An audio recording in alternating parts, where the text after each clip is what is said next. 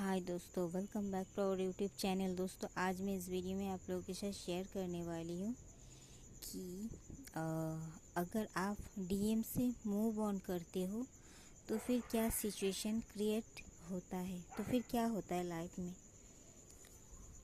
तो डीएम का हमेशा ही ऐसे ही घर वालों से प्रेशर रहते हैं। अगर वो मैरिड नहीं है, ज़्यादातर मैरिड होता नहीं है, मैरिड होता भी है तो डीएम ही ज़्यादातर होता है। और नहीं तो दोनों अनमैरिड भी हो सकते हैं, पर अगर मैरिड हो तो डीएम ही ज़्यादा होता है। पर डीएफ के लिए ये सिचुएशन के ऊपर डिपेंड करता है, किसका क्या सिचुएशन है, किसका क्या कर्मा है, उसके ऊपर डिपेंड करता है।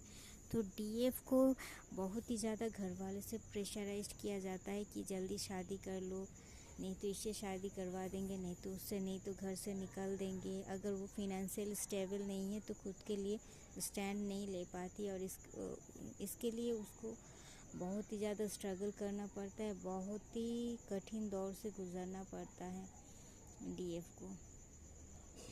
क्योंकि डीएफ वो अगर स्टेबल होती है तो फिर प्रॉब्लम नहीं होती, पर ज़्यादातर शुरू में तो वो स्टेबल होती नहीं है।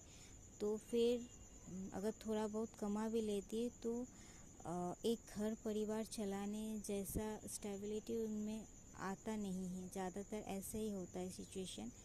तो वो बहुत ही ज़्यादा टेंशन में पड़ जाती है, मुसीबत में पड़ जाती है, और इस टाइम पर वो स्ट्रगल कर रही होती है, क्योंकि उन्हें भी डर है कहीं दूसरों से उनका शादी ना हो जाए, और उनका डीएम के साथ ही उनका शादी हो, यही उनका सपना होता है। इवन एक डीएम का भी सपना होता है कि अपने डीएम के साथ वो अपना ज़िंदगी बिताए। तो क्योंकि दोनों ही एक दूसरे के परिपूरक है और एक ही सोल है, तो ये क्रेविंग नेचुरल चीज़ है। एंड डीएफ बहुत ही ज़्यादा टेंशन में पड़ जाती है। पर इस टाइम में समाज क्या कहेंगे, कि घर वाले ये कह रहे हैं कि उनके ऊपर प्रहार कर रहे हैं, कुछ उनके ऊपर फिज़िकल टॉर्चर भी कर रहे हैं। और ये तो होता ही, बहुत ही ज़्यादा कैओस घर पर बन जाता है फैमिली में। एंड बस एक ही डीएफ के वजह से इतना झगड़ा, बहुत कुछ उन्हें देखना पड़ता है। ये अगर शादी से वो इनकार कर देती है, और वो ये बता भी नहीं सकती कि वो एक ट्विन फ्लेम जर्नी में है और वो डीएम को प्यार करती है, और ये भी नहीं बता सकती कि डीएम प्यार करते हैं। ये बता सकती है, पर ये नहीं बता सकती कि डीएम उनसे शादी करेगा या नहीं, अगर करेगा तो कब करेगा। इसी वजह से ही उनको इतना प्रॉब्लम फेस करना पड़ता है, और वो अंदर ही अंदर अपने मन में, अपने भीतर संग्राम कर रही होती है, अपने तपस्या, अपने ध्यान, ये सब करती रहती है, इनर वर्क। और इतना अत्याचार उन्हें सहन भी करना पड़ता है। तो इस वाले सिचुएशन में डीएफ, कोई डीएफ अगर बहुत ही कमज़ोर पड़ जाता है, और उन्हें ऐसे देखने को मिलता है कि मैं यहाँ इतना स्ट्रगल कर रही हूँ और मेरा डीएम देखो, अगर जिस डीएम अनमैरिड है तो वो क्या करता है, कोई गर्लफ्रेंड लेके घूम रहा होता है, या फिर किसी से ज़्यादा एंगेज हो जाता है, ऐसा होता है। तो फिर डीएफ को लगता है उल्टा डीएम उसी टाइम में उनके साथ झगड़ा कर रहे होते हैं, थर्ड पार्टी के साथ डीपी डाल रहे हैं, या उनके साथ घूम रहे हैं, या उनसे रिलेशनशिप रख रहे हैं, डीएम से तोड़ रहे हैं, डीएफ से तोड़ रहे हैं। तो डीएफ के मन में बहुत ही ज़्यादा गुस्सा आ जाते हैं, वो कंफ्यूज हो जाते हैं कि मुझे इस रिलेशनशिप में रहना है या नहीं रहना है। अगर ये डिवाइन लव है तो फिर ये क्या चल रहा है मेरे लाइफ में। तो वो बहुत ही ज़्यादा कन्फ्यूज़न में आ जाते हैं, बहुत ज़्यादा डर की एनर्जी में आ जाते हैं कि मेरा लाइफ का क्या होगा। ना मैं घर का हूँ, ना मैं घाट का हूँ, ना मैं घर वालों से कह सकती हूँ मैं शादी करूँगी, ना मेरे डीएम मेरे पास वापस आ रहे हैं। उल्टा मेरे से दूर जा रहे हैं, तो फिर मैं क्या करूँ इस सिचुएशन में। वो बहुत ही डर जाती है और उनका हालात बदतर हो जाता है, क्या कहूँ, बहुत ही ज़्यादा। तो इस वाले सिचुएशन में भी आपको मूव ऑन नहीं करना है।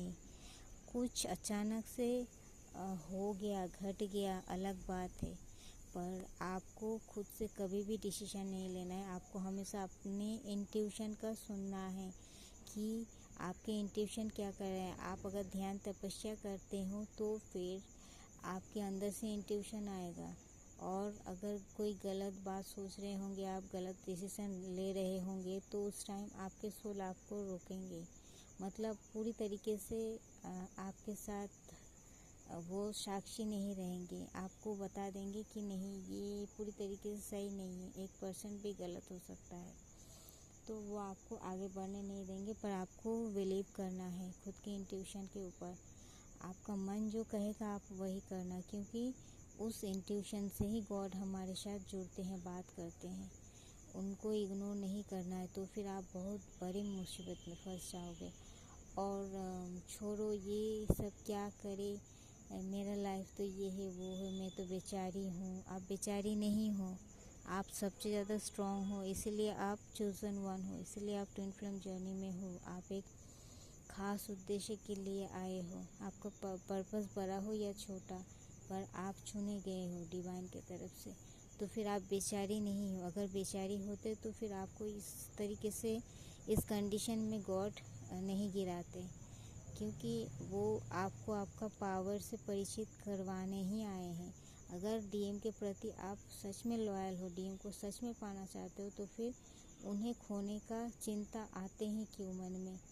कभी भी डरना मत, किसी से मत डरना, एकमात्र वो खुदा से डरना जो हमारे पूरा विश्व ब्रह्मांड, पूरा यूनिवर्स को कंट्रोल कर रहा है, उससे डरना। ये क्या छोटे मोटे लोगों से डरना है, उससे ज़्यादा शक्तिशाली तो आप हो। तो फिर आपको डरना नहीं है। वो ऊपर वाला चाहे तो 1 सेकंड में सब कुछ बदल सकता है। उनसे प्रार्थना कीजिए, उनके सामने अपने आंसू बहाइए, दूसरों के सामने नहीं। और कभी भी नहीं डरना है आपको। इस डर को, ये भी तो एक इशू है, इसे ही तो आपको हील करना है। उस सिचुएशन में बहुत से डर आएंगे मन में, आपको डरा डरा के आपका नींद हराम कर देगा, पर इस डर से ही आपको निकलना है। और आपको बेकार का टाइम वेस्ट नहीं करना है। उस टाइम आपको अपने करियर पर फोकस करना है, और बहुत अच्छे से कुछ भी फील्ड में आपको कुछ भी शुरू करने की ज़रूरत है। अगर आपको समझ में नहीं आ रहा, तो फिर आप कोई भी ट्विन फ्लेम रिगार्डिंग देखिएगा। यूट्यूब में 101 टाइप का गुरु है जो हमें गाइडेंस करते हैं। उनसे आप कांटेक्ट कीजिए। आप नंबर निकाल के, जिसका भी वीडियो आपको अच्छा लगता है, उनसे आप कांटेक्ट कीजिए। एंड कांटेक्ट करके उनसे आप गाइडेंस लीजिए, क्या करना ज़रूरी है, क्या नहीं।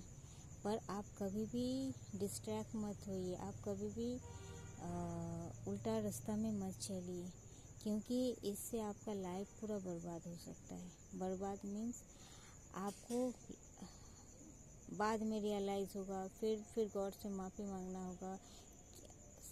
मतलब अगर डीएम आपका डेस्टाइन है तो आपको मिल ही जाएगा, पर क्या होगा, बीच में बहुत सारा टाइम वेस्ट हो जाएगा।